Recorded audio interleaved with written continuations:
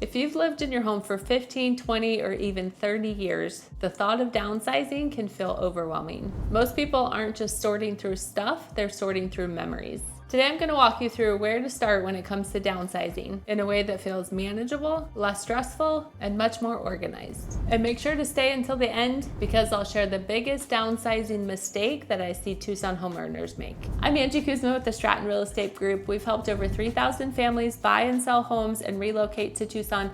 If you're interested in buying, selling, or relocating, all of our contact information is below. I would love to help you out. When it comes to downsizing, it's also about considering the lifestyle that you want to live. The most important question to ask yourself is, how do you want to live next? We've noticed that the sellers that we have helped downsize so far have at least one of these 5 goals when it comes to downsizing, if not multiple. The first goal we see people trying to accomplish is to have less maintenance. So oftentimes they want a smaller house, so there's less cleaning. They usually want a smaller yard, so there's less landscaping and maintenance to take care of. A lot of people also want to be able to travel, so with less maintenance, they can kind of close up their house and take off traveling and not have as much to come back to. Another goal that we see people have that falls into the less maintenance and the lock and leave lifestyle is getting rid of a pool. So a lot of people don't want to continue maintaining that, and they would like to get rid of it and kind of simplify life a little bit. Another goal we see people trying to do when they decide to downsize is get rid of a house that has stairs.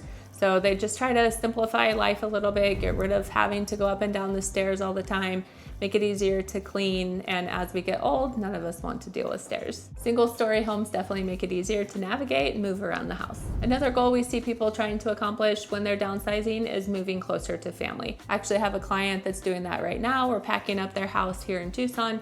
They're moving across the country over to New Hampshire to be with their daughter and their son-in-law and their grandkids. Another reason we see people downsizing is because they end up with a lot of empty rooms. So once the kids are out of the house, they have a couple extra spare bedrooms they're no longer using. So that's typically a good sign that it's time to downsize. Another goal we see is people trying to get to the next lifestyle that they want. And a lot of people choose to go to an active adult community. So they want all the amenities to be in one place. They want to be able to golf and play pickleball and have a restaurant to go to and all those kinds of things.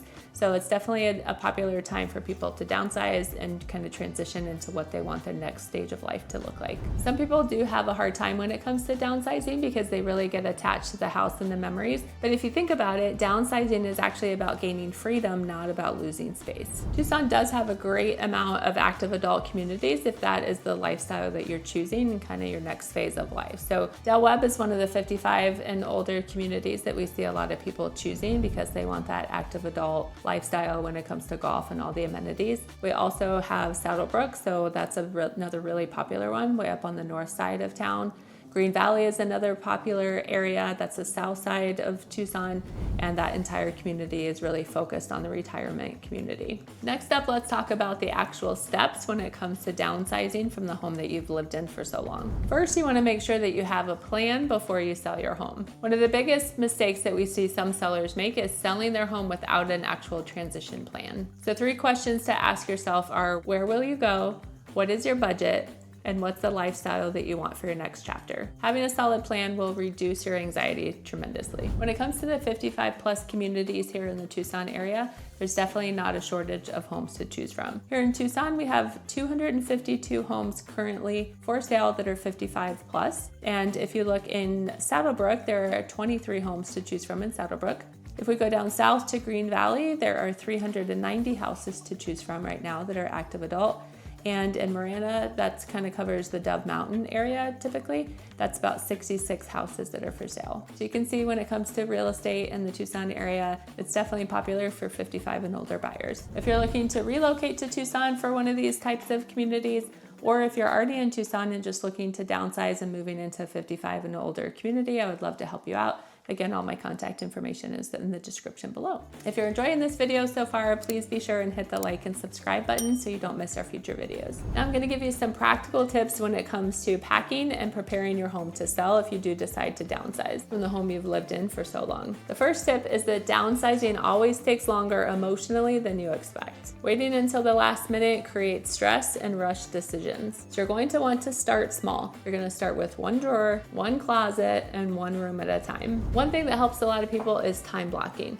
So that's when you just pick a certain amount of time, maybe 30 minutes or an hour, that you're just going to focus on one area. And as you're packing up, you can think of categories, things that you want to keep, donate, sell, or maybe give to family. One benefit of doing this is it's actually preparing your home to sell as well. So when a home goes on the market, we don't want it to be full of clutter. So it's a great idea to go ahead and start packing. You can have the boxes in the garage, and all of this that you're doing is going to help your house sell faster and for more money. When your house is less cluttered, it really allows buyers to come in and picture their own stuff in the house rather than seeing just your stuff in the home. A lot of buyers make decisions based on emotion, so we want them to be able to come into your home and really feel what it would be like if they're living there. One question that we get a lot from people that are downsizing and they're packing stuff away to make the house look better is, where do I put all my stuff? So you can go ahead and you can pack it in boxes. This is a good time to get started with packing, and just keep the boxes nice and organized in the garage. That way, when your house goes on the market, it still looks good for all the buyers. Or if you have a lot of stuff, you can also rent a storage unit, and as you're moving out, you're just kind of putting stuff in the storage unit, which keeps your house nice and clutter-free and makes it feel really good for buyers when they come in. Remember earlier when I had said that downsizing always takes longer than expected emotionally? The biggest challenge when it comes to packing up your items is the emotional attachment that you have with them. But you don't want to try to take everything with you. Remember, you're getting a smaller house, so you're not going to have room for everything. When it comes to what to keep and what to let go of, here are some practical questions you can ask yourself. Have I used this in the last year? Would I buy this again today? And does this fit my next lifestyle? And remember, you don't have to keep everything because memories really aren't contained in objects. You can keep some meaningful pieces, but not everything. And if you want to remember certain items, you can always take pictures of the items before you donate them. That way you have the memory that you can keep with you. Also, as you get ready to prepare the house that you're leaving, don't be afraid to ask for help. Remember, you don't have to do all this yourself. Ask family to help you if you have family in town. There's also estate companies, there's moving companies that'll come pack your items and move your items.